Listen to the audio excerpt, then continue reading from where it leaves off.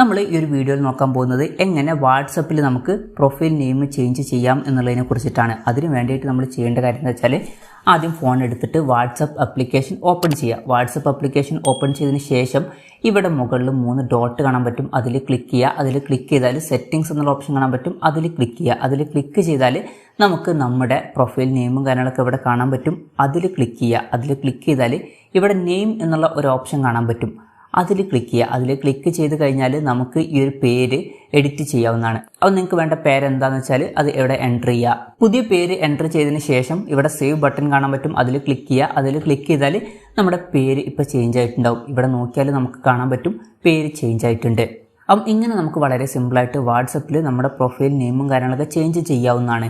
ഈ ഒരു വീഡിയോ നിങ്ങൾക്ക് യൂസ്ഫുൾ ആയി എന്ന് വിചാരിക്കുന്നു. എന്തായാലും ഈ ഒരു വീഡിയോ പറ്റിയിട്ടുള്ള നിങ്ങളുടെ ജെന്യൂൻ ആയിട്ടുള്ള അഭിപ്രായം ജസ്റ്റ് ഒന്ന് കമൻറ്റ് ചെയ്യുക. അതുപോലെ തന്നെ ഇതുപോലുള്ള വീഡിയോസ് ഇനിയും കാണാൻ താല്പര്യമുണ്ടെന്നുണ്ടെങ്കിൽ ഈ ചാനലും സബ്സ്ക്രൈബ് ചെയ്യാവുന്നതാണ്.